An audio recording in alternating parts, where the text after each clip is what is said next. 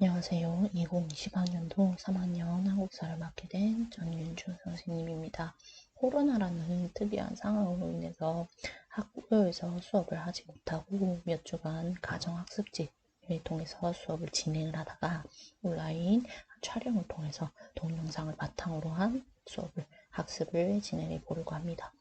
자, 우리 3학년 학생들 같은 경우에는 수능이라고 하는 시험을 앞두고 있기 때문에 수능 연계 교재인 수능 특강을 이용을 해서 진도를 나가보도록 하겠습니다.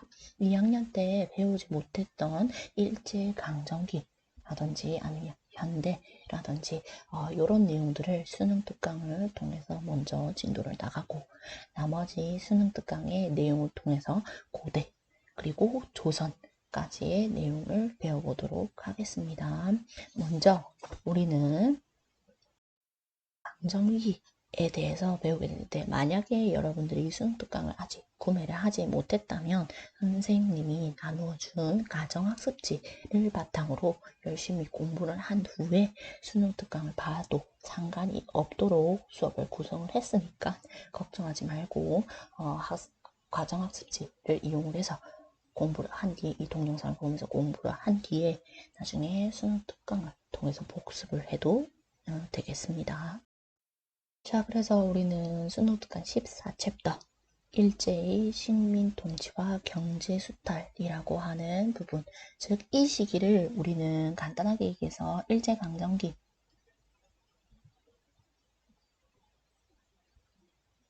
라고 얘기를 하는데 일제강점기에 대해서 우리는 앞으로 배워보도록 하겠습니다. 학습지 같은 경우는 1페이지에 해당이 되겠네요. 자, 우리가 일제강점기에 대해서 배울 때는 반드시 알아야 되는 키워드 두 가지가 있습니다. 그게 무엇이? 키워드 첫 번째 같은 경우는 일정한 해당 사건이 몇 년도에 발생했는지를 파악을 하고 있어야 된다. 라는 겁니다. 그리고 키워드 두 번째 같은 경우는 일제에 대항해서 우리가 실시를 했던 독립운동이 어떤 방법에 근거를 해서 방법이라고 하면 예를 들어서 나중에 배우겠지만 외교를 통해서 독립을 쟁취하자라고 얘기를 하는 외교 독립론, 싸워서 독립을 쟁취를 하자라고 얘기하는 무장투쟁론, 그리고 우리가 실력을 양성을 해서 독립을 쟁취하자라고 얘기하는 실력 양성론 같은 방법론들이 있습니다. 그런 방법론에 근거해서 어떠한 독립운동들이 발생을 했는지를 파악을 하고 계셔야 됩니다. 그리고 독립운동 같은 경우는 우리나라 내부에서 발생을 했고, 그리고 내부뿐만이 아니라 외부, 국외에서도 활발히 발생을 했습니다. 그래서 어떤 독립운동이 국내에서 발생을 했는지, 국외에서 발생을 했는지 위치를 정확히 파악을 하고 계셔야 된다는 겁니다. 그래서 국외라고 하면 중국, 관내, 혹은 만주, 혹은 연해주 라는 지역에서 독립운동이 활발히 발생을 했기 때문에 A라는 독립운동이 어떤 방법에 근거해서 어떤 방법으로 독립을 쟁취하고자 하는지, 그리고 이 A라는 독립운동이 어디에서 발생을 했는지 정확하게 파악을 하고 계셔야 된다라는 겁니다. 그래서 키워드 1, 2에 충실한 수업을 위해서 제가 이렇게 표로 일제강점기를 한번 나타내 보았는데요. 일제강점기 같은 경우는 1910년대, 20년대, 30년대, 그리고 40년대에서부터 광복까지 이런 네 가지의 시기로 구분을 할 수 있습니다. 자, 그래서 광복 같은 경우는 여러분들이 잘 알고 있다시피 45년에 진행이 되었던 사건이 바로 광복이라고 보시면 되겠죠. 이 일제강점기에 대해서 우리는 앞으로 배우게 될 거고, 일제강점기에 대해서 배우기 앞서 이 표를 통해서 일제강점기에 어떤 일들이 있었는지 간단하게 살펴보도록 하겠습니다. 1910년대 같은 경우는 일제는 무단통치, 도지조사사업, 회사령 이런 방법들을 통해서 통치를 했고, 우리나라의 식민지를 통치를 했고, 이 일제의 정책에 반격을 하면서 한국은 국내에서는 방금 말씀드렸죠. 위치를 구분하시라고. 국내에서는 비밀열사단체가 활동을 했었고, 그리고 국외에서는 글자가 좀 작긴 합니다만 국외라는 글자입니다. 1920년대에 무장 독립운동을 할 수 있도록 기지를 건설하는 일이 1910년대에 발생을 했다라는 겁니다. 즉 20년대에 활동하기 위해서 밑바탕을 10년대에 만들었다라고 보시면 되겠습니다. 그리고 여러분들이 잘 알고 있는 1919년도에 3.1운동이라고 하는 한반도의 독립운동이 발생하게 됐죠. 이 3.1운동을 기점으로 독립운동에 수많은 갈래들이 등장을 하기 시작합니다. 즉 3.1운동은 독립운동의 분수령이라는 뜻이죠. 자, 그래서 3.1운동을 기점으로 사람들이 여러 생각에 근거해서 독립운동을 해야 된다라고 생각하기 시작했고, 그리고 여러 방법에 근거를 해서 독립운동을 해야 된다라고 생각을 하기 시작했습니다. 차차 배우게 되겠지만 여기서 간단히 언급을 하면 사람들의 생각은 사회주의에 근거해서 독립운동을 해야 된다. 그리고 민족주의에 근거해서 독립운동을 해야 된다라고 나뉘기 시작합니다. 자, 그러다 보니까 어떤 사람들이 주장을 하기 시작하는 거죠.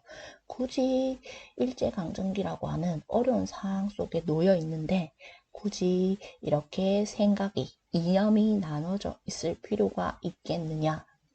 이 이념을 생각을 하나로 합쳐서 독립운동에 전력 투구를 하자라는 사람들이 등장을 하기 시작합니다. 그래서 사상을 뛰어넘어서 연합하자 라고 얘기를 하는, 밑에 배우게 되겠지만 민족협동전선운동, 또 다른 말로 민족연합전선운동이라고 얘기를 하는 그런 운동들도, 생각을 모으자라고 얘기를 하는 운동들도 발생을 하기 시작합니다. 그리고 방법에서는, 독립을 쟁취하기 위한 방법에서는 외교를 통해서 독립을 쟁취하자.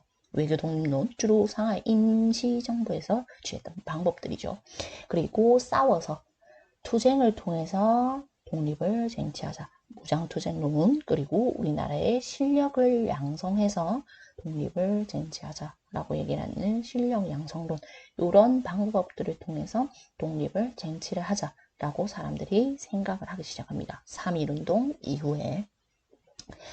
자, 그래서 그런 이념들과 방법들을 바탕으로 이제 한국에는 독립을 쟁취하기 위해서 수많은 독립운동들이 발생을 하게 됐고, 이 독립운동을 보기 전에 일제의 정책이 어땠는지 먼저 살펴보도록 하겠습니다. 자, 일제는 문화통치, 또 다른 말로 민족분열통치입니다. 왜 민족분열통치라고 불리는지는 나중에 설명하도록 하겠습니다. 자, 그리고 산미증식계획이라는 방법을 통해서 우리나라를 다스렸고, 그리고 이 일제에 반격을 하기 위해서 국내에서는 실력을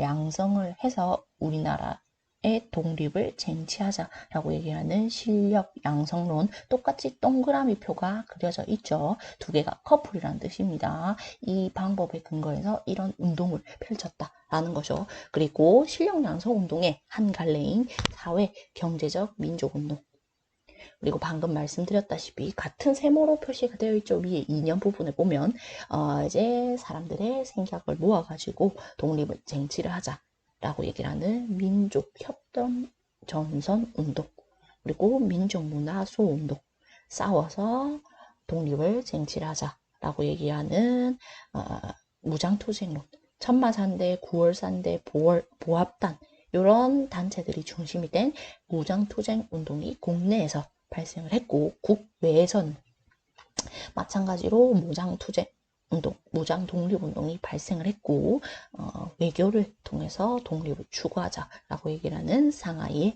임시정부가 수립이 됐던 게 바로 1920년대입니다.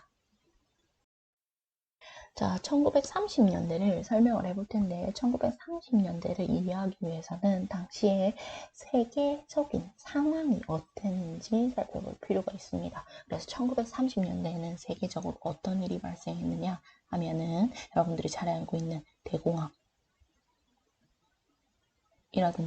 2차 세계대전,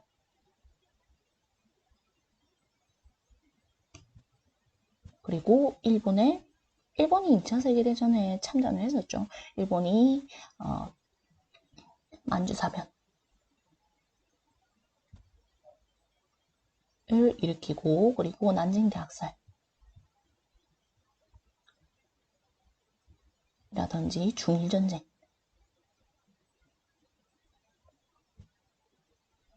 글씨가 좀 못 닿긴 하지만 중일전쟁이라고 하는 전쟁들.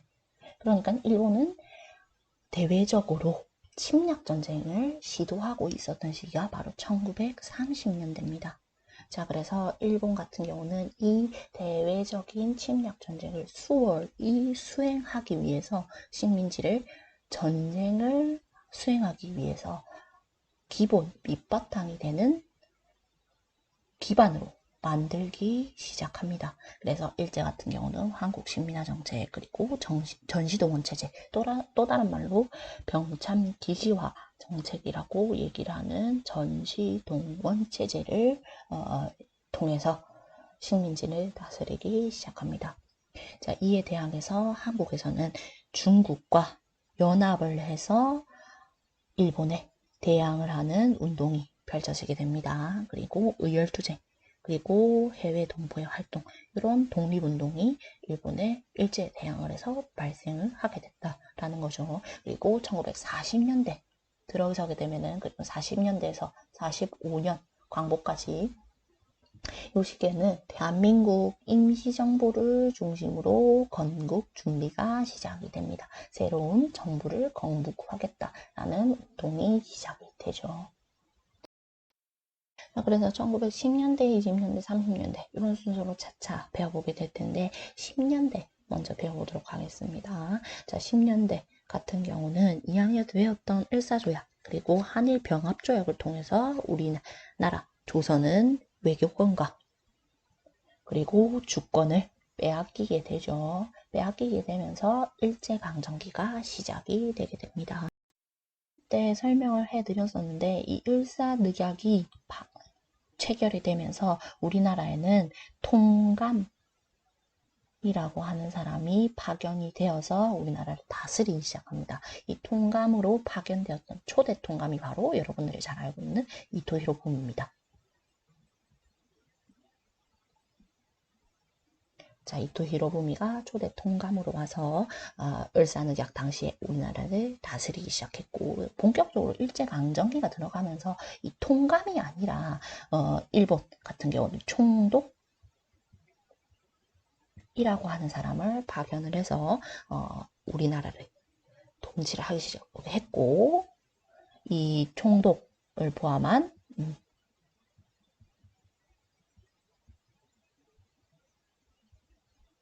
조선총독부라고 하는 건물을 지어서 일제강점기 식민통치 최고기구로 만들었던 게 바로 일제의 조선총독부죠. 그리고 이제 밑에 수능특강을 보시면 아시겠지만 총독이 일본 육해군 대장 중에서 임명이 되었던 사람이 바로 총독이고 모든 우리나라의 권력을 틀어쥐었던 사람이 총독입니다.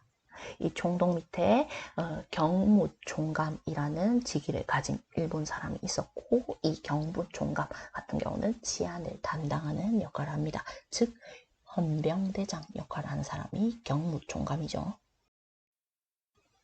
자, 1910년대 일제강점기 같은 경우 일제는 어떤 방법을 통해서 우리나라를 다스렸느냐 하면 바로 무단 통치의 방법을 통해서 우리나라를 다스렸습니다. 자, 무단이 무슨 뜻이냐 하면은 힘으로 라는 뜻입니다.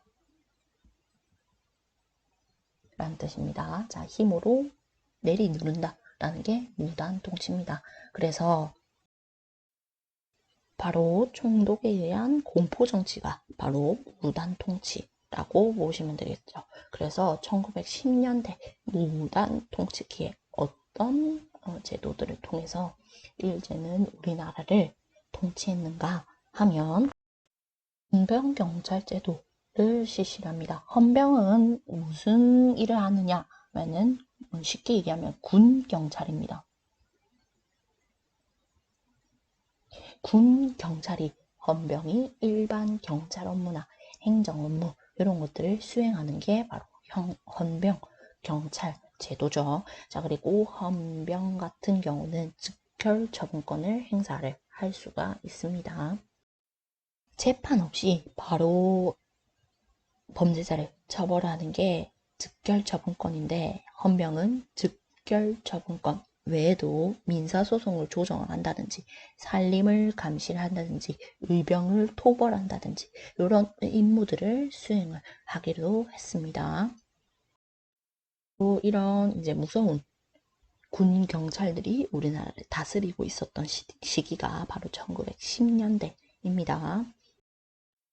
일제 같은 경우는 이 무단 통치를 원활하게 수행하기 위해서 공포 정치, 공포 분위기를 조성을 하게 됩니다. 자, 그래서 오로지 한국인에게만 적용되는 조선 태형령을 제정을 해서 민족의 저항을 제거를 하고자 하였고, 관리, 교원 선생님들이죠. 이 선생님들이 제복이라든지 칼을 착용을 하는 시기가 바로 1910년대의 공포 분위기입니다. 무단 통치를 원활하게 수행을 하기 위해서 일제는 공포 분위기를 조성을 했다라는 거죠.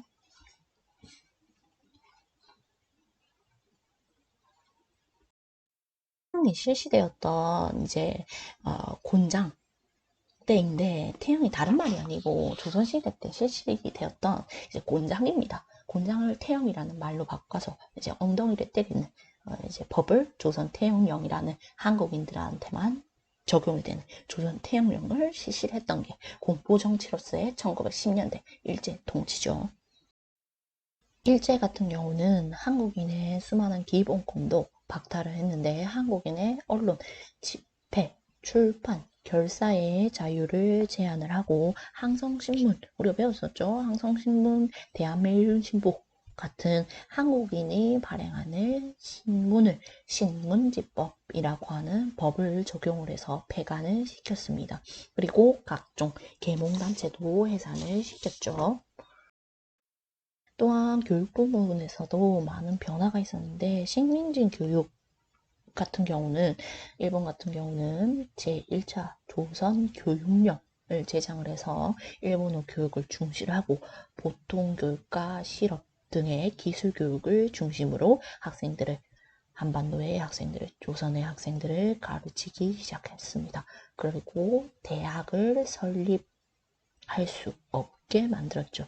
즉, 한반도에 있는 조선의 사람들 같은 경우, 한국인은 굳이 고등교육을 시킬 필요가 없다라고 주장을 하면서 그냥 보통 가나다라 정도 알아들을 정도, 그리고 실업, 돈을 벌 정도의 기술교육을 시키기 시작을 했고, 그리고 고등교육은 대학은 설립할 수 없게 만들었습니다. 즉, 일본 같은 경우는 한반도의 조선의 사람들을 대상으로 우미나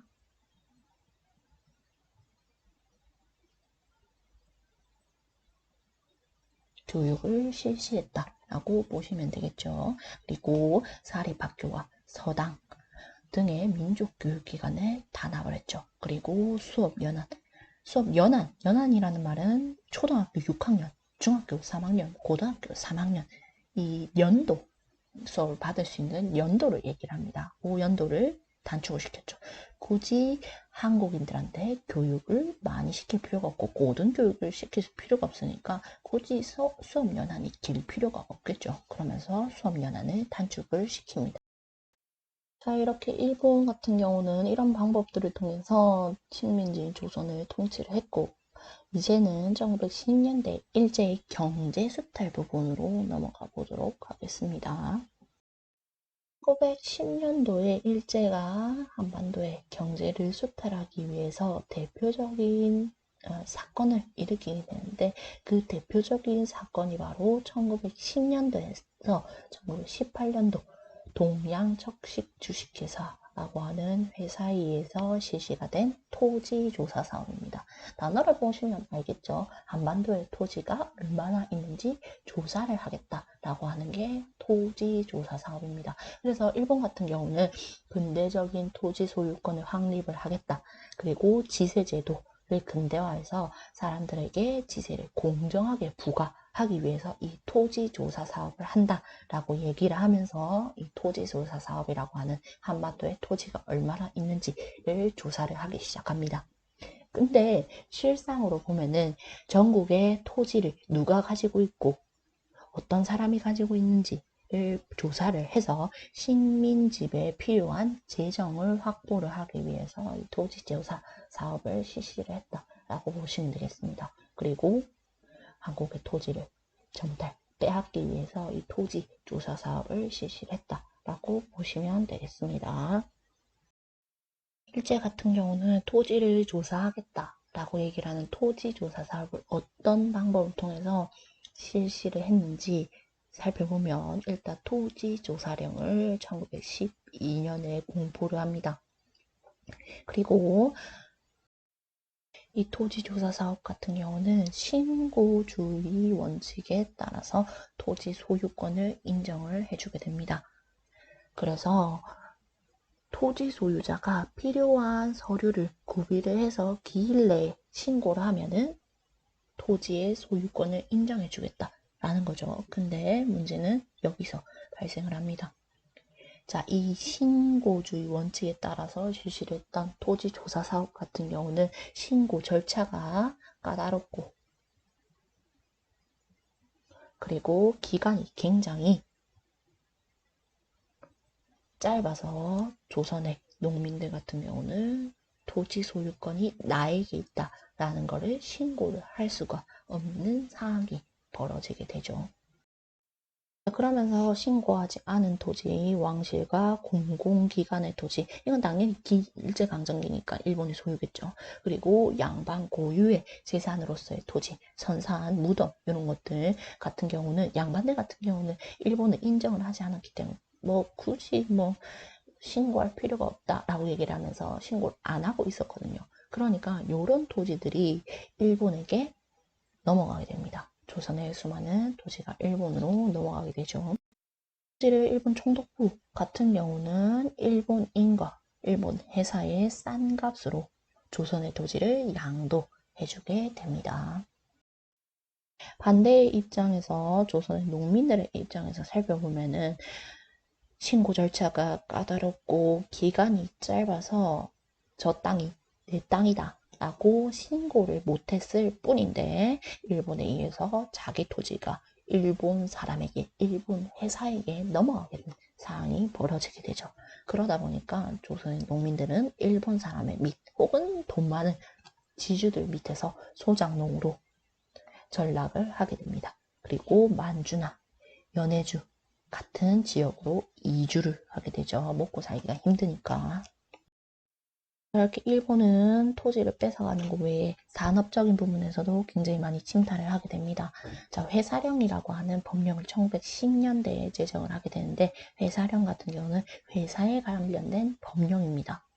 그래서 일제강점기 최고 지휘자였던 총독의 허가가 있어야만 회사를 설립할 수 있게 해주겠다라는 게 회사령입니다. 그리고 총독이 마음에 안 들면 회사를 해산할 수 있는 권리를 소유하게 하겠다라는 게 회사령입니다. 자, 그러면은 여러분들이 생각을 해보면 총독이 일본 사람들한테 회사를 설립하게 할까요? 아니면 한국 사람한테도 회사를 설립하게 할까요? 답은 뻔하죠. 일본 사람들한테 더 많이 회사를 설립할 수 있게 해주겠죠. 그러다 보니까 이 회사령을 통해서 한국 기업의 설립과 민족 자본의 성장을 억제하겠다, 내리누르겠다라고 하는 무단 정치에 알맞는 산업 침탈 부분에서의 일제의 정책이라고 보면 되겠죠. 경제적인 수탈이라고 보시면 되겠습니다. 자, 그래서 일본 같은 경우는 어업령, 광업령, 은행령 등을 제정을 해서 조선 경제를 수탈을 했고 도로, 철도, 항만 이런 것들을 건설을 해서 이제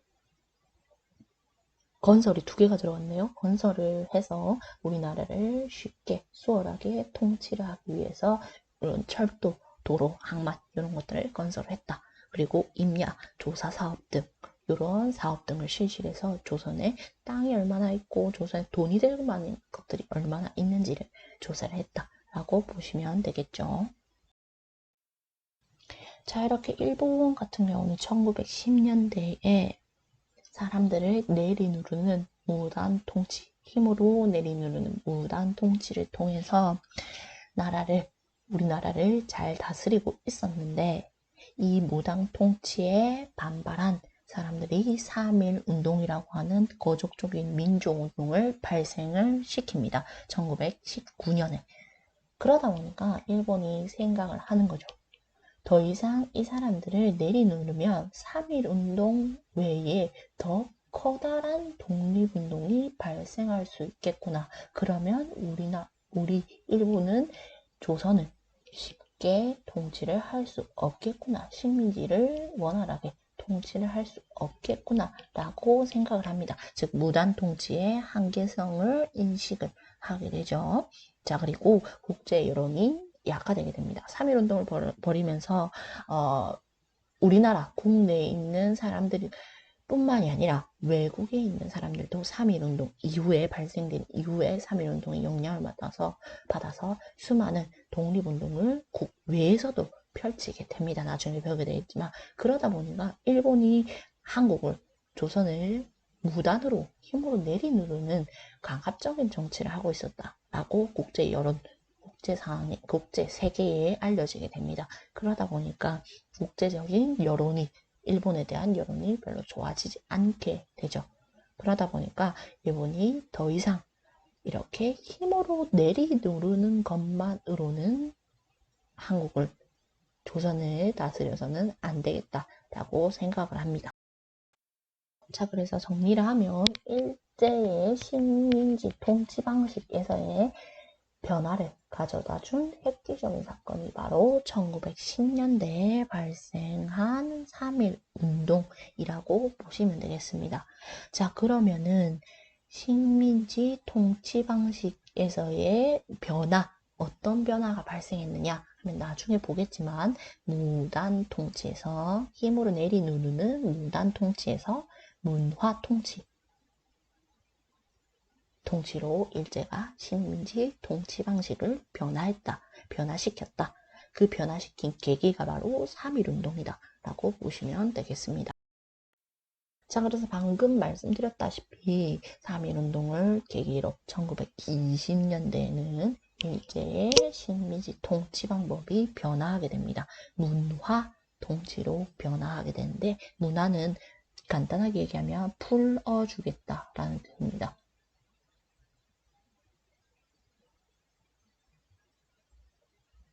자, 우리 1910년대에 우리 일본이 너네 한국을 힘으로 내리눌러서 많이 섭섭했지, 많이 힘들었지. 이제는 20년대에는 그러지 않고 너네가 원하는 거 다 하게 해주겠다 라고 하는 게 바로 문화통치입니다. 1920년대 문화통치. 근데 이 문화통치 같은 경우는 또 다른 말로 민족 분열 통치라고 얘기를 합니다. 왜 민족 분열 통치라고 또 다른 단어를 붙여서 얘기를 하느냐 하면은 1920년대에 풀어주겠다라고 얘기를 하면서 문화 통치를 실시를 했던 일제 같은 경우는 교육도 원하는 대로 시켜주고, 그리고 신문도 너는 원하는 대로 출판할 수 있게 해주고, 그리고 헌병이 무서웠다면 헌병 없애고 보통 경찰 치안 업무를 담당할 수 있게 해주겠다라고 얘기를 하면서, 실제로 굉장히 많은 무단 통치와는 다른 1910년대 문화 통치와는 다른 형태를 1920년대에 보여주게 됩니다. 근데 실제적으로 보게 되면은 이 풀어주는 이런 문화 통치라는 액션을 통해서 우리 일본이 이만큼 풀어줬으니까 조선 너네도 한국 너네도 우리한테 협조를 해라. 혹은 이제 너네 말 잘 들어주니까, 한국 말 잘 들어주니까 더 이상 식민지배에 반발하지 마라. 식민지배에 대한 반발을 무마하기 위해서 문화 통치를 실시를 했다라고 보시면 되는 거죠. 그리고 풀어줬으니까 너네가 그 기회를 바탕으로 일어서 봐라.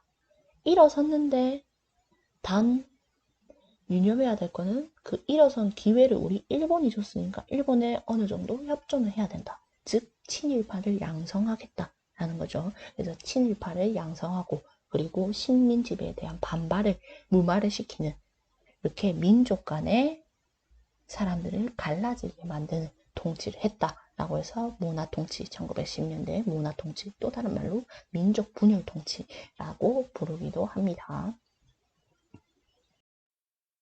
자, 그래서 1920년대 문화통치기 같은 경우는 요거는 가정학습지 이미 나왔던 내용이죠.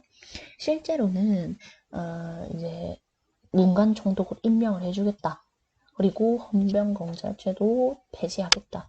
보통경찰제도 실시를 하겠다라고 일제가 공표를 했지만 본질적인 내용을 보면은 문관 출신 총독은 절대 8명의 총독이 총독의 역할을 수행을 할 동안 문관 출신 총독은 단 한 번도 없었습니다. 그러니까 내용과 실제적인 본질이 굉장히 다른 면모를 띠고 있다라고 보시면 되겠죠. 그래서 헌병경찰제도를 폐지하겠다라고 해놓고도 경찰 인원을 늘린다든지 경찰 예산을 늘린다든지 하는 방법을 통해서 한국인들을 더 잘 감시할 수 있게 기반을 만들었다라고 보시면 되겠죠. 그리고 치안유지법을 제정을 해서 일제에 반항하는 사람들을 탄압하기 위해서 치안유지법을 제정을 했다라고 보시면 되겠죠. 자, 그리고 언론정책 같은 경우는 일본은 얘기를 합니다. 언론, 집회, 출판, 결사의 자유. 1910년대는 안 됐었는데 20년대는 이제 그래도 풀어주긴 풀어주겠다. 그리고 폐간했었던 1910년대에 폐간했었던 한국인 이 발행한 신문들도 이제 20년대에는 발행을 할 수 있게 해주겠다라고 얘기를 했지만 실질적인 본질적인 내용을 보면은 신문을 검열을 한다든지 식민 통치를 인정하는 범위 내에서만 발행을 하게 해준다든지 신문을 발행을 하게 해준다든지 이런 굉장히 다른 모습을 보이고 있고 교육정책에서도 10년대에 연한을 축소를 했으니까 이제 20년대는 풀어주겠다. 연장을 시켜주겠다. 그리고 대학 설립도 안 됐잖아. 근데 20년대는 하게 해주겠다. 라고 얘기를 하면서 대학 설립도 가능하게 해줍니다. 그리고 한국어 배우고 싶으면 배워라. 라고 얘기를 하면서 풀어주겠다. 라고 얘기를 하면서 이렇게 굉장히 너그러운 모습을 보이고 있지만 실제로 학교는 돈이 있는 사람만 갈 수 있습니다. 그리고 실제로 수업 연한이 연장된 학교는 없었죠. 그리고 한국인이 대학을 설립하게 해준다라고 했으니까 그러면은 우리도 고등교육을 하겠다라고 얘기를 하면서 대학 설립 운동을 실시를 합니다. 밀립대학 설립 운동이죠. 자, 요런 밀립대학 설립 운동을 억제를 못하게 막습니다. 그러면서 우리가 일본이 경성제국대학을 설립을 해줄 테니까 필요하면 여기 대학에 와서 여기서 공부를 해라 라고 얘기를 하면서 경성제국대학을 설립을 하죠. 이렇게 일제 같은 경우는 1920년대에 풀어주겠다라고 얘기를 하는 문화 통치를 실시를 했지만 본질적으로 들여다보면은 식민 지배에 대한 반발을 무마를 하기 위해서 풀어준다. 너그러운 것 같은 그런 액션 취했고 그리고 친일파를 양성하기 위해서 굉장히 많이 시도를 했다라는 모습들을 이제 실제적으로 볼 수가 있었죠. 그래서 문화통치, 또 다른 말로 민족을 분열시키는 정치를 실시했다 해서 민족 분열 정치를 실시를 했던 게 바로 1920년대 일제입니다. 이런 정책들을 통해서 일본은 우리나라를 다스렸다라고 보시면 되겠죠. 1920년대 같은 경우는 일제는 우리나라를 어떤 방법들을 통해서 경제 부분에서 수탈을 했는가 하면 자, 경제적으로 수탈을 하기 위해서 산미증식 계획을 실시를 합니다. 산은 생산한다 할 때 그 산자고 미는 쌀미자 쌀이란 뜻입니다. 그래서 쌀을 더 늘려서, 증식은 늘린다라는 거죠. 늘려서 생산하기 위한 계획을 실시합니다. 1920년대에서 34년까지. 자, 이 산미증식 계획이 실시되게 된 배경 같은 경우는 일본 내에서 산업화가 급속도로 이 시기에 진행이 됩니다. 그러면서 이촌향도 현상이 발생하게 됩니다. 이는 이사한다 할 때 이고, 초는 촌락, 농촌 할 때 농촌입니다. 향은 이제 향은 향한다. 그리고 도는 도시입니다. 그래서 사람들이 산업화로 인해서 도시에서 일이 돼 있고 돈이 되니까 농촌을 떠나서 도시로 향하는 현상이 발생하게 됐다는 거죠. 일본 내에서. 그러다 보니까 일본 내에서 쌀을 생산할 사람이 없게 되고, 쌀을 생산하는 사람이 없게 되다 보니까 식량 부족 현상이 발생을 하게 됩니다. 그래서 일본 같은 경우는 한국이 어차피 우리의 식민지니까 일본 내에서 부족한 쌀을 한국에서 확보를 해보자 라고 생각을 하기 시작합니다. 그러면서 산미 증식 계획이 한국에서 시작이 되게 되죠. 그래서 일본 같은 경우는 밭을 논으로 변경을 한다든지 품종을 개량을 한다든지 더 생산이 빨리 되고 잘 되는 그런 품종으로 개량을 한다든지 수리시설, 농사에는 물이 반드시 필요하죠. 그래서 물을 쉽게 사용할 수 있는 이제 수리시설 이런 것들 더 늘린다든지 이런 것들, 그리고 대규모 개간 그리고 간척 이런 사업 등을 실시를 합니다. 자, 일본 같은 경우는 본인 자국 내에서 발생한 문제를 해결하기 위해서 한국에서 산미 증식계 쌀을 늘려서 생산하는 계획을 실시를 했으나 조선에서 한국에서 쌀은 증산 계획에 못 미치게 생산했습니다. 그래서 예를 들어서 일본이 요만큼 생산을 하겠다라고 생각을 하면서 산미증식 계획을 실시를 했다라고 한다면 결과적으로 보면은 이 정도를 생산을 하지 못하고 여기 한 요 정도밖에 생산을 못했다는 거죠. 그러면은 여러분들이 당연하게 생각함에 따라 이만큼만, 요만큼만 일본으로 가져가야 되는데 일본은 그렇지 않고 요 전체를 전부 다 일본으로 유출을 시킵니다. 그래서 증상 계획보다 못 미치게 생산을 했음에도 쌀은 원래의 계획에 여기 요 부분에 맞춰서 일본으로 유출을 되게 되죠. 유출을 하게 되죠. 보니까 요만큼이 한국에 있어야 되는데 한국이 없고 일본으로 유출이 되게 되면서 이만큼 전체가 유출이 되게 되면서 한국의 식량 사정이 굉장히 악화가 되게 됩니다. 그러다 보니까는 사람들이 먹고 살 게 없게 되고 만주라고 하는 외국에서 조, 수수, 콩 이런 것들에 해당하는 잡곡을 수입할 수밖에 없는 상황이 벌어지게 되죠. 방금 말씀드렸다시피 밭을 논으로 개량을 한다든지 수리시설을 확충을 한다든지 이런 비용을 일본이 쌀을 늘리기 위해서 이런 계획들을 실시를 했다면 여러분들이 생각하기에는 마땅히 일본이 이런 비용들을 일본이 지불했음에도 해야 됨에도 불구하고 이 일본 같은 경우는 증산 비용을 농민한테 전가를 시키죠.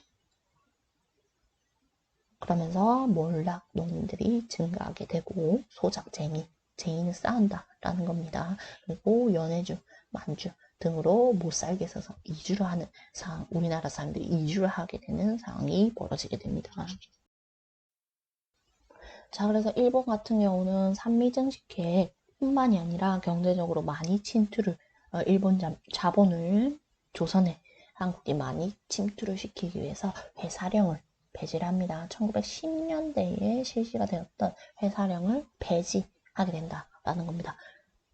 폐지를 했다고 해서 우리나라에 좋은 게 아니고 회사령을 폐지를 하면서 기존에 실시되었던 총독이 허가를 해주면 회사를 설치를 할 수 있다 라는 것에서 허가제에서 신고제로 신고만 하면 누구나 회사를 설치를 할 수 있게 해주겠다라고 얘기를 합니다. 신고제로 전환을 했다는 거죠. 회사령을 폐지를 함으로써 자 그러면서 일본 자본, 일본 회사들이 들어와서 총독한테 가서 나 조선에서 회사 차릴 거다. 신고하겠다. 라고 얘기를 하면은 일본 총독은 허락을 해주는 거죠. 그러다 보니까 일본 회사들이 본격적으로, 일본 자본들이 본격적으로 조선으로 적극적으로 침투를 하기 시작합니다. 그리고 일본 상품에 대해서 관세를 폐지를 하죠. 관세가 있으면은 우리나라 것보다 일본에서 들어오는 물품들 같은 경우는 관세를 붙여가지고 들어오기 때문에 우리나라 상권이 보호가 되고 우리나라 물품이 더 싸니까 우리나라 상품이 보호가 되고 우리나라 무역이 보호가 될 수 있는 상황이 벌어지게 되는데 관세가 없게 되면은 일본 상품이나 우리나라 상품이나 훨씬 더 네. 일본 상품이나 우리나라 상품이나 똑같은 가격을 가지고 시장에서 대결을 하게 된다는 거죠. 근데 일본 상품이 이 당시에 일본 방금 말씀드렸다시피 산업화가 진행이 되고 있었기 때문에 일본 상품이 대량으로 훨씬 더 좋은 품질로 우리나라에 들어오기 때문에 우리나라 상품과 대결이 되지 못합니다. 그러다 보니까 이제 일본 상품, 일본 자본 이런 것들이 우리나라로 본격적으로 적극적으로 진출을 하게 됩니다. 대기업이 한국에 본격적으로 침투를 하게 되고 그리고 한국인의 기업 같은 경우는 큰 타격을 받게 되죠. 이 당시에 여러분 한국으로 진출을 했던 기업이 여러분들도 알고 있는 기업이 있습니다. 그 기업이 뭐냐? 그 기업이 만든 물품을 여러분들이 쓰고 있는데 그 물품이 뭐냐 하면은 바로 요겁니다. 잠시만요. 요 뒤에 뭐가 있냐면은 이제 볼펜이 있어요. 볼펜이 뭐냐 하면은 여러분들 쓰는 친구들 본 것 같은데 시그노라고 하는 볼펜입니다. 이 시그노를 어떤 일본 회사가 만들었냐 하면은 요 빨간색 엠블럼을 쓰고 있는 이제 회사가 만들었는데 이 회사가 뭐냐 하면은 미쓰비시라고 하는 회사가 이 시그노라고 하는 볼펜을 만들었습니다. 그래서 이 미쓰비시가 바로 1920년대에 회사령 폐지가 되고 관세가 철폐되면서 우리나라로 진출을 했던 대표적인 회사, 일본계 대기업이라고 보시면 되겠죠. 1930년대로 한번 넘어가 보겠습니다. 1930년대 같은 경우는 제가 앞에서 강의 초반에 표를 보여줬다시피 1930년대에 같은 경우는 세계적으로 2차 세계대전 그리고 대공황 그리고 일본의 만주 침략 만주사변 그리고 뭐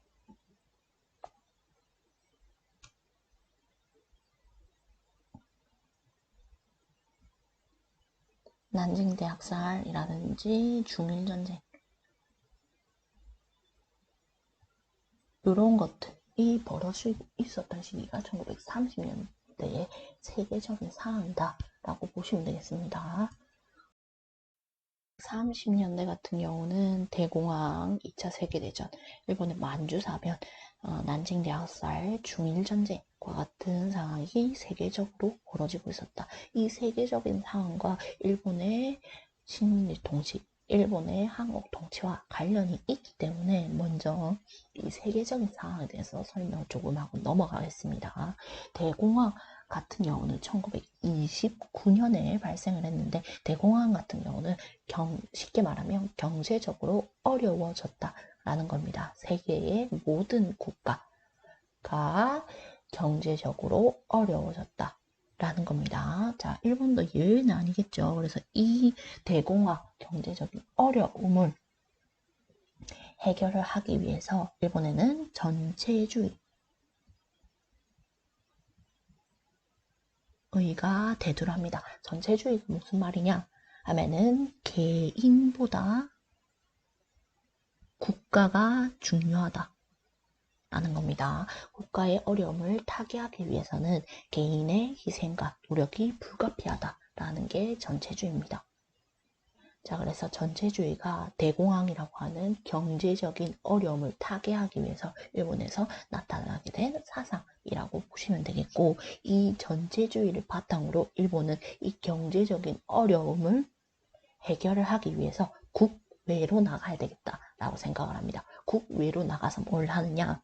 어차피 일본 식민지를 가지고 있었기 때문에 국외로 나가서 전쟁을 일으키든지 식민지한테 자본을 빼앗든지 하면은 우리가 이 경제적인 어려움을 타개를 할 수 있겠다라고 생각을 하는 거죠. 그래서 일본 같은 경우는 침략 전쟁,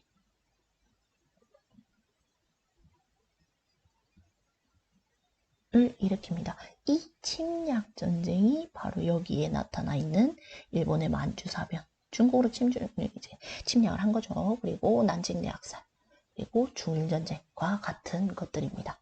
자, 그래서 일본은 밖으로 나가서 다른 국가들을 침략을 해서 이 경제적인 어려움을 없애보고자 노력했다라는 게 1930년대의 상황입니다. 자, 그래서 방금 말했다시피 일본은 침략전쟁이라고 하는 전쟁, 물론 2차 세계대전에 일본도 참전을 해서 세계적으로 이렇게 전쟁에 참여를 한 상황이었고, 자기 국내에 또 경제적인 어려움을 해결하기 위해서 이제 2차 세계대전도 같은 맥락이지만 이제 침략전쟁, 중일전쟁, 난징 대학살과 같은 침략전쟁을 굉장히 많이 일으키고 있었던 상황이 1930년대이기 때문에 1930년대는 일본은 전쟁을 수행하는 중이었다라고 보시면 되겠죠. 전쟁을 수행하는 중이었기 때문에 일본은 식민지로부터 군사, 물자 이런 것들을 동원해야 침략전쟁을 수월하게 수행을 할 수 있게 되겠죠. 이 바로 일본의 식민지가 대표적인 나라가 우리나라입니다. 대만 이런 국가들. 그러니까는 쉽게 얘기하면은 일본은 우리나라에서 원하는 것들, 전쟁에 필요한 것들 많이 동원을 하겠다. 그래야 되니까 1930년대는 우리나라를 보다 일본이 필요한 전쟁에 필요한 물품들을 잘 끌어내기 위해서 우리나라를 전쟁에 필요한 국가로 바꿔나가게 됩니다. 전쟁에 필요한 기반이 되는 것을 뽑아낼 수 있는 밑바탕이 되는 국가로 바꿔나가게 됩니다. 자, 그래서 1930년대 같은 경우는 일제 식민 통치 방법이 어떠했느냐 하면은 황국 식민화 정책입니다. 여기서 황국이라는 거는 일본을 의미합니다. 황제 국가라는 거죠. 천황의 국가라는 겁니다. 일본의 식민은 백성이라는 뜻이거든요. 자, 그래서 우리나라를 일본의 백성으로 바꾼다. 바꾸는 정책을 실시를 했다라는 겁니다. 우리나라를 일본의 백성으로 바꾸기 위해서는 민족의 정신, 민족의 이념, 민족의 생각을 전부 다 없애야 되겠죠. 그러니까 민족의 정신, 민족성 이런 것들을 말살 없애버리는 통치를 하게 되죠. 그래서 1930년대는 황국식민화 정책, 또 다른 말로 민족 말살 정책이라고 얘기를 합니다. 왜냐하면 전쟁에 한국 사람들을 동원하고 한국에서 물자를 잘 뽑아내기 위해서는 일본의 백성으로 바꿔야 수월하게 물자나 인력들을 뽑아낼 수 있고, 그렇게 일본의 백성으로 바꾸기 위해서는 민족의 생각이나 정신 이런 것들을 없애야 쉽게 뽑아낼 수 있겠죠. 그러다 보니까 1930년대는 한국 식민화 정책, 또 다른 말로 민족 말살 통치를 실시를 했다라고 보시면 되겠습니다. 자, 그래서 방금 말씀드렸다시피 한국 식민화 정책의 목적 같은 경우는 한국의 민족의식을 말살을 해서 침략 전쟁에 동원을 하고 저항을 최소화하기 위해서 한국 식민화 정책을 실시를 했다라고 보시면 되겠습니다. 자, 한국 식민화 정책으로 일제 어떤 정책을 실시했는지를 살펴보면은 첫 번째로는 내선일체를 강조를 했습니다. 일체의 뜻이 무엇인가 하면은 내는 내지라는 뜻입니다. 내지는 일본에 해당합니다. 그리고 선은 조선할 때 선입니다. 그래서 조선의 외지에 해당이 됩니다. 그래서 내지와 외지가 일체라는 뜻은 하나다 라는 뜻입니다. 그래서 내지와 외지가 조선과 일본이 하나다 라는 게 바로 내선일체의 뜻이죠. 자, 이 내선일체를 강조하면서 일본 같은 경우는 우리 일본이 침략 전쟁을 하고 있으니까 조선 너네들도 하나니까 일본과 조선이 하나니까 우리 침략 전쟁에 적극적으로 호응을 해야 되지 않겠느냐 라고 얘기를 하는 거죠. 그리고 내선일체 외에 한국 식민화 정책으로서 일본 같은 경우는 일선 동조론을 주장을 합니다. 일은 일본 할 때 일입니다. 그리고 선은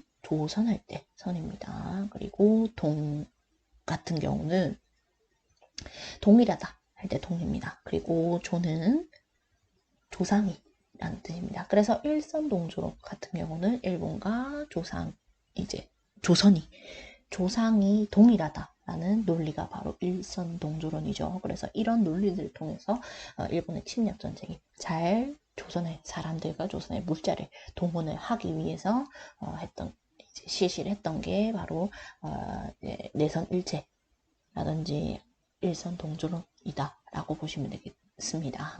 한국 식민화 정책으로서. 자, 그래서 이 외에도 한국 식민 서사를 암송을 하거나 신사참배 그리고 공성유배 일본식 성명 사용을 강요를 한다든지 그런 것들이 해당이 되죠. 한국 식민화 정책으로서. 자, 그래서 나는 이제 한국 식민화의 뜻이라고 보시면 되겠죠. 방금 언뜻 말씀을 드렸지만 이제 한국 식민 천황이 다스리는 국가의 시민 백성이다. 라는 내용을 담은 한국 식민 서사 그런 글들을 암송을 하게 했다라는 거고 신사는 일본의 조상신들을 모셔놓은 절이라고 보시면 됩니다. 그런 절에 가서 인사를 하게 한다든지 궁성 이제 궁성은 성이라고 보면 되는데 이 궁성에 누가 사느냐 이제 천황이 삽니다. 이 천황이 사는 곳을 궁성을 향해서 절을 하게 한다든지 일본식 성명 사용을 강요한다든지 또 다른 말로 창씨 개명을 하라고 강요를 한다는 거죠. 이 창씨 개명을 하지 않으면 이제 학교에 입학을 할 수 없다든지 식량 배금을 할 수가 없다든지 그런 이제 불합리함이 조금 있죠.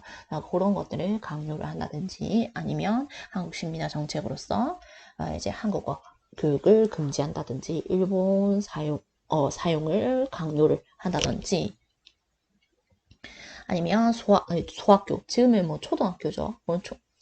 넘어갔네요. 초등학교, 소학교 이름을 국민학교, 국민 같은 경우는 한국 시민의 학교, 국민학교의 뜻은 한국 시민의 학교라는 뜻입니다. 그래서 한국 시민의 학교에서 이름을 한 글자씩 따서 국민학교로 이제 초등학교 단위의 그 학교의 이름을 개칭을 했다라는 겁니다. 자, 그리고 이렇게 한국 식민화 정책을 통해서 우리 조선을 일본은 통치를 했다라는 거고 그 다음에 1930년대 일본 같은 경우는 우리나라 이제 조선을 다스리기 위해서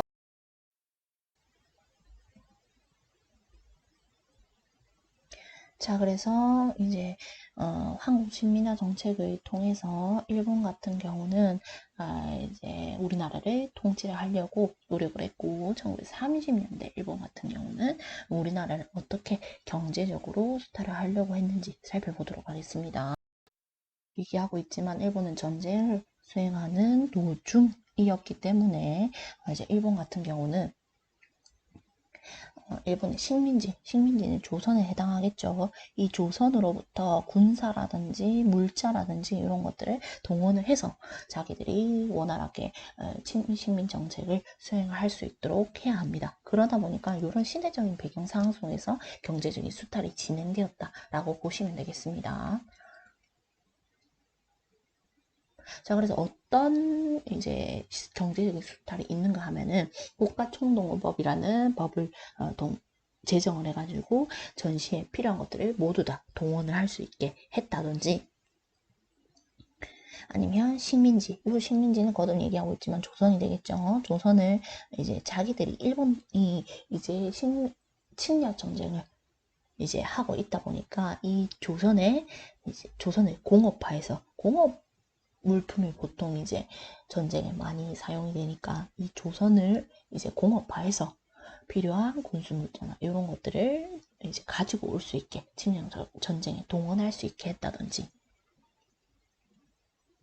그리고 남면 북양 정책이라고 하는 정책을 실시를 한다든지, 아니면은 수탈을 좀 더 심화를 한다든지, 뭐 사람을 끌고 간다든지, 아니면은 필요한 물품들을 강제적으로 내라고 한다든지, 그런 수탈을 심화하는 방법으로 이런 네 가지의 방법을 통해서 일본은 30년대에 경제적으로 우리나라를 수탈하려고 했다라고 보시면 되겠습니다. 그래서 하나의 항목을 이제 차례대로 배워보도록 하겠습니다.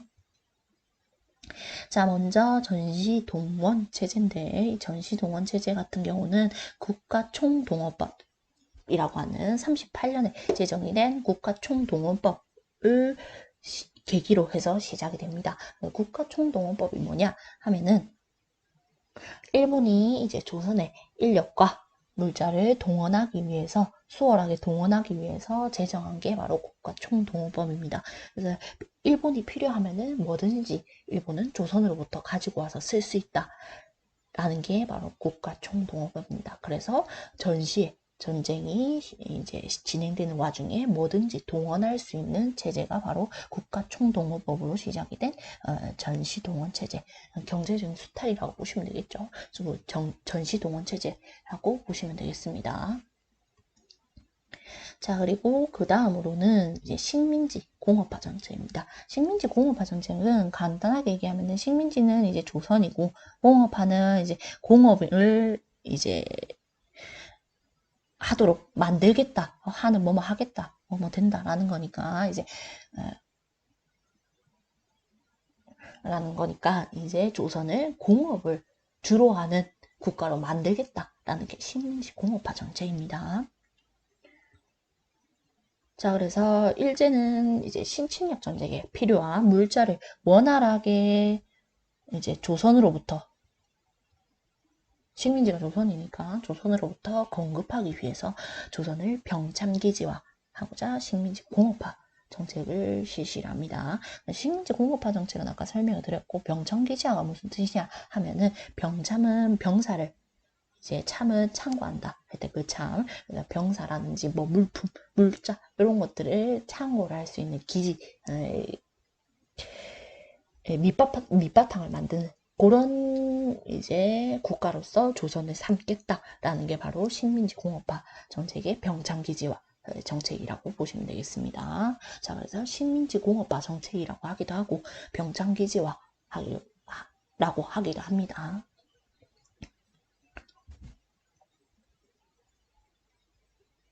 자, 그래서 이 식민지 공업화 정책 같은 경우는 방금 말씀드렸다시피 전쟁에 필요한 중화공업, 공업을 한반도 북부에다가 집중적으로 육성을 하겠다라는 게 식민지 공업화 정책입니다. 북부에, 제가 알기로는 북부에 이제 뭐 철이라든지 뭐 이런 것들을 비롯한 광물이 굉장히 많이 지금도 매장이 되어 있다라고 하더라고요. 그래서 그런 것들을 바탕으로 이제 전쟁에 필요한 군수품을 생산할 수 있는 중화공업을 이제 집중적으로 북부에 육성을 하겠다라는 게 이제 식민지 공업화 정책입니다. 자, 그래서 이제 북부에 과도하게 중화공업, 이제 군사 군수 물품을 생산하기 위해서 중화공업을 이제 집중적으로 북부에 육성을 하다 보니까 이제 군수 산업만 과도하게 육성이 되고, 그리고 그런 으로 인해서 산업 간에 뭐 이제 기본적으로 산업 같은 경우는 소비에 필요한 것들을 생산하는 게 산업인데, 이 일본 같은 경우는 소비에 필요한 것, 즉 한국인이 필요한 것이 아니라 자기들이 필요한 군수산업, 전쟁에 필요한 군수산업을 이제 군수산업에 필요한 그런 것들을 집중적으로 육성을 했기 때문에 소비재 산업 이런 것들, 그런 것들 같은 경우는 상대적으로 발전할 수가 없는 상황이 벌어지게 되는 거죠. 그러면서 산업 간의 불균형이 발생하게 됩니다. 심화가 되게 되죠. 그러는 등의 문제가 이 식민지 공업화 정책으로 인해서 발생하게 되었다라고 보시면 되겠습니다. 자, 그리고 남면 북양 정책인데, 남은 이때 남쪽에 란 뜻입니다. 그리고 면은 여러분들이 입고 있는 옷, 면 제품이라고 하는 면이죠. 그 면 제품을 뜻하는 게 여기 남면 북양의 면입니다. 그리고 북쪽에는 양을 키우겠다라고 얘기를 하는 게 남면 북양 정책입니다. 자, 그래서 남면 북양 정책이 어떻게 실시가 되었느냐 하면은 일본 방직 산업에 뭐 옷을 만드는 산업에 원료를 확보를 하기 위해서 남쪽에는 면을 이제 육성을 하고, 그리고 북쪽에는 양을 사육을 하는 그런 정책을 통해서 일본 방직업에 필요한 자원을 경제적으로 수탈을 했다라고 보시면 되겠죠.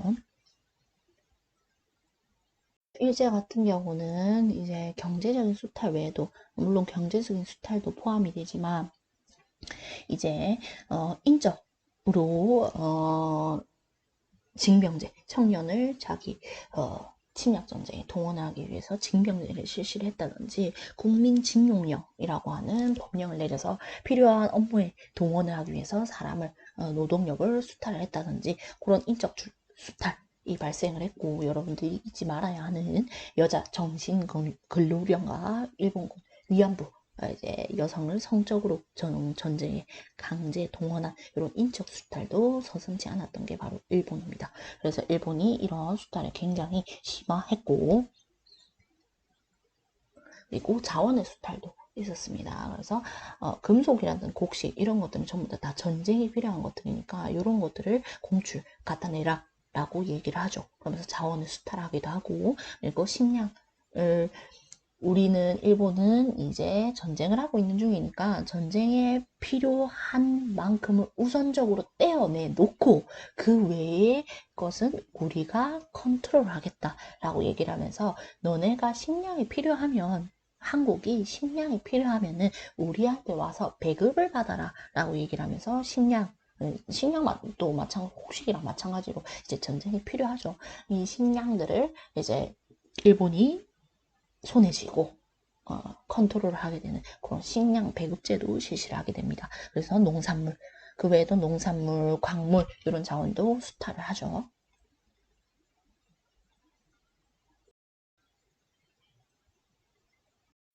외에도 일본 같은 경우는 언론이라든지 학문 이런 활동을 탄압하기도 했습니다. 어떻게 탄압을 했느냐 하면 조선, 일보, 동아, 일보를 폐간을 시킵니다.